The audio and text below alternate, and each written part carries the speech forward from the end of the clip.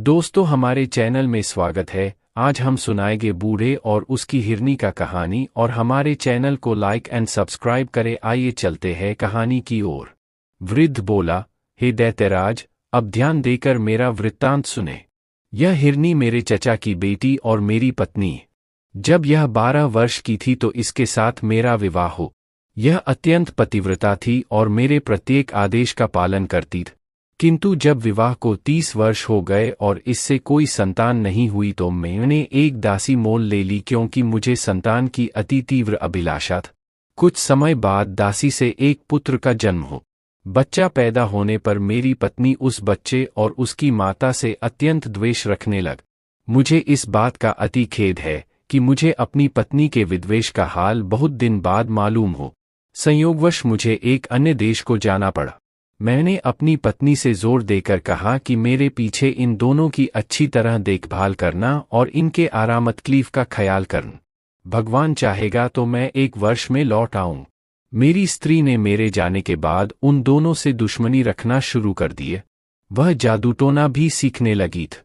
मेरे जाने के बाद उस दुष्ट ने अपने जादू से मेरे बच्चे को बछड़ा बना दिया और उसे मेरे नौकर ग्वाले के सुपुर्द कर दिया कि अपने घर ले जाकर इसे खिला कर मोटा ताजा कर।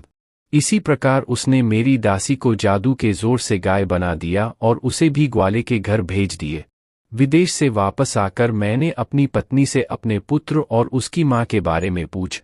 उसने कहा कि तुम्हारी दासी तो मर गई है और तुम्हारे पुत्र को मैंने 2 महीने से नहीं देखा, मालूम नहीं वह कहाँ चला गए। मुझे अपनी दासी के मरने का बड़ा दुख हुआ, किंतु सब्र करके बैठ गए। किंतु मुझे आशा थी कि कभी न कभी पुत्र से मेरी भेंट हो जाएगी। 8 महीने बाद ईद का त्योहार आए। मेरी इच्छा हुई कि इस त्योहार पर मैं किसी पशु का बलिदान कर। मैंने अपने ग्वाले को बुलाकर कहा कि कुर्बानी के लिए एक स्वस्थ गाय ले। संयोग से वह मेरी दासी ही को ले आया, जो जादू के जोर से गाय बन गई थी। मैंने उसे बलिदान करने के लिए उसके पैरों को बांधा तो वह बड़े करुणापूर्ण स्वर में डकारने लगी और उसकी आंखों से आंसू की धारा बहने लग। उसका यह हाल देखकर मुझे उस पर दया आ गई और मुझसे उसके गले पर छुरी न चल सक। मैंने ग्वाले से कहा कि इसे ले जा और कुर्बानी के लिए दूसरी गाय ले। यह सुनकर मेरी पत्नी बहुत क्रुद्ध हुई और कहने लगी कि इसी गाय की बलि दी जाएगी। ग्वाले के पास इससे अधिक हृष्टपुष्ट और कोई गौ नहीं है। उसके भला बुरा करने से मैंने फिर छुरी हाथ में ली और गाय को मारने के लिए उद्यत हूँ। इस पर गाय और भी चीख पुकार करने लग। मैं अजीब दुविधा में पड़ा। अंत में मैंने छुरी ग्वाले को दे दी और कहा, मुझसे इस गाय पर छुरी नहीं चलती, तू ही इसका बलिदान कर। ग्वाले को गाय के रोने चिल्लाने पर दया न आई और उसने छुरी फेर दी। जब गाय की खाल उतारी गई तो सबने देखा कि उसके अंदर अस्थिपंजर मात्र है, मांस का कहीं पता नहीं। कारण यह था कि गाय की हृष्टता पुष्टता तो केवल मायाजाल के कारण थी। मैं उस ग्वाले पर नाराज हुआ कि गाय को ऐसी दशा में क्यों रखा कि वह ऐसी दुबली पतली होगा। मैंने गाय ग्वाले ही को दे दी और कहा, तू इसे अपने ही काम में ला। मेरे कुर्बानी करने के लिए कोई बछड़ा ही ले आ, किंतु वह मोटा ताजा होना चाहिए, इस गाय की तरह नहीं। ग्वाला शीघ्र ही एक मोटा ताजा बछड़ा ले आए। बछड़ा देखने में भी बड़ा सुंदर था। यद्यपि उस बछड़े के बारे में मुझे मालूम न था कि यह मेरा ही पुत्र है, तथापि उसे देखकर मेरे हृदय में प्रेम उमड़ने लगा और वह बछड़ा भी मुझे देखते ही रस्सी तुड़ाकर मेरे पैरों पर गिर पड़। इस बात से मेरे हृदय में प्रेम का स्रोत और जोर से उबलने लगा और मैं सोचने लगा कि ऐसे प्यारे बछड़े को कैसे मार। इन भावनाओं ने मुझे अत्यंत विह्वल कर दिए। उस बछड़े की आंखों से आंसू बहने लग। इससे उसके प्रति मेरा प्यार और उमड़ा और मैंने ग्वाले से कहा कि इस बछड़े को वापस ले जा और इसकी जगह कोई दूसरा बछड़ा ले। इस पर मेरी पत्नी ने कहा कि तुम इतने मोटे ताजे बछड़े की कुर्बानी क्यों नहीं करते। मैंने कहा कि यह बछड़ा मुझे बड़ा प्यारा लगता है और मेरा जी नहीं करता है कि इसका वध करूं, तुम इसके लिए कुछ जोर मत दो। लेकिन उस निष्ठुर दुष्ट ने तकरार जारी रखी और विद्वेषवश उसके वध पर जोर देती रह। मैं उसकी बहस से तंग आकर छुरी लेकर पुत्र की गर्दन काटने चल। उसने फिर मेरी ओर देखकर आंसू बहा। मेरे हृदय में ऐसी दया और प्रीति उमड़ी कि छुरी हाथ से गिर गई। फिर मैंने अपनी पत्नी से कहा कि मेरे पास एक और बछड़ा है, मैं उसे कुर्बान कर दूंगा। वह दुष्टमना फिर भी उसी बछड़े को मारने पर जोर देती रह, किंतु इस बार मैंने उसके बकने झकने की परवाह नहीं की और बछड़े को वापस कर दिए। हाँ, पत्नी के हृदय को सांत्वना देने के लिए कह दिया कि बकरीद के दिन इसी बछड़े की बलि दूंग। ग्वाला बछड़े को अपने घर ले गए, लेकिन दूसरे दिन तड़के ही मुझसे एकांत में कहा कि मैं आपसे कुछ कहना चाहता हूं और मुझे आशा है कि आप मेरी बात सुनकर प्रसन्न हों। मेरी बेटी जादू टोने में प्रवीण है।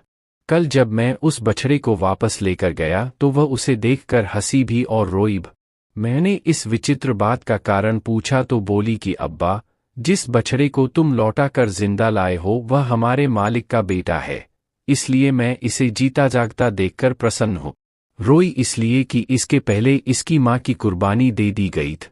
हमारे स्वामी की पत्नी ने सौतिया डाह के कारण इन माता पुत्र को जादू के जोर से गाय और बछड़ा बना दिया था। मैंने जो अपनी बेटी के मुंह से सुना, जैसा का तैसा आपको बता दिए। हे दैत्यराज, अब आप सोचिए कि यह वृत्तांत सुनकर मेरे हृदय में कितना शोक और संताप उठा होगा।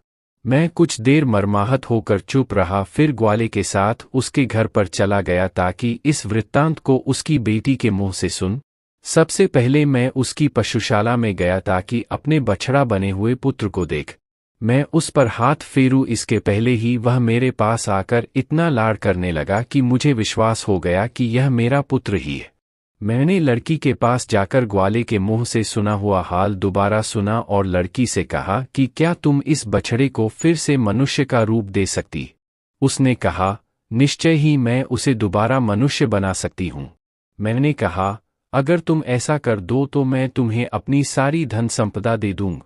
लड़की ने मुस्करा कर कहा कि हम लोग आपके सेवक हैं, आप हमारे मालिक हैं, आपकी आज्ञा शिरोधार्य है, किंतु बछड़े को मनुष्य रूप में 2 शर्तों पर दूंगी। एक तो यह कि उसके मनुष्य बन जाने पर आप उसका विवाह मेरे साथ कर दें, और दूसरा यह कि जिसने इसे मनुष्य से पशु बनाया है उसे भी थोड़ा दंड दिया जा। मैंने उत्तर दिया, मुझे तुम्हारी पहली शर्त बिल्कुल मंजूर है। मैं तुम्हारा विवाह उसके साथ कर दूंगा और तुम दोनों को इतना धन धान्य दूंगा कि जीवन पर्यंत तुम्हें किसी चीज की कमी नहीं रहेगी। दूसरी शर्त में निर्णय मैं तुम्हारे ही हाथ छोड़ता हूं। तुम जो भी दंड उसके लिए उचित समझोगी वही दंड मेरी पत्नी को दिया जाएगा। हाँ, यह जरूर कहूंगा कि यद्यपि वह दुष्ट दंडनीय है, किंतु उसे प्राणदंड न दे दें। लड़की ने कहा कि जैसा उसने आपके पुत्र के साथ किया है वैसा ही मैं उसके साथ करूं। यह कहकर उसने एक प्याले में पानी लिया और उसे अभिमंत्रित करके बछड़े को सामने लाकर कहा कि ए खुदा के बंदे, अगर तू आदमी है और केवल जादू के कारण बछड़ा बना है तो भगवान की दया से अपना पूर्व रूप प्राप्त कर ल। यह कहकर उसने अभिमंत्रित जल उस पर छिड़का और वह तुरंत ही मनुष्य रूप में आ गए। मैंने प्रीतिपूर्वक उसे छाती से लगाया और गदगद स्वर में उससे कहा कि इस लड़की के कारण ही तुमने फिर से मानव देह पाई है। तुम इसका एहसान चुकाओ और इसके साथ विवाह कर ल। पुत्र ने सहर्ष मेरी बात मान। लड़की ने इसी प्रकार जल को अभिमंत्रित करके मेरी पत्नी को हिरनी का रूप दे दिए। मेरे पुत्र ने उस कन्या के साथ विवाह किया, किंतु दुर्भाग्यवश वह थोड़े ही समय के बाद मर गया। मेरे पुत्र को इतना दुख हुआ कि वह देश छोड़कर कहीं चला गया। बहुत दिनों तक मुझे उसका कोई समाचार नहीं मिल, अतएव मैं उसे ढूंढने निकला हूँ।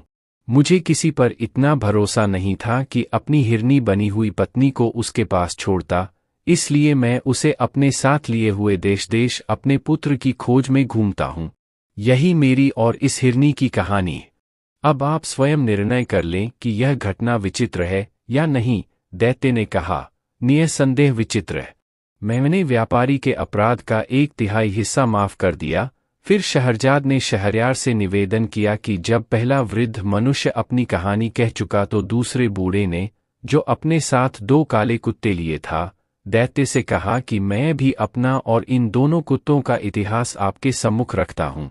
यदि यह पहली कहानी से भी अच्छा हो तो आशा करता हूं कि उसे सुनने के बाद व्यापारी के अपराध का 1/3 भाग और क्षमा कर दिया जाएगा। दैत्य ने कहा कि अगर तुम्हारी कहानी पहली कहानी से अधिक विचित्र हुई तो मैं तुम्हारी बात जरूर मानूंगा।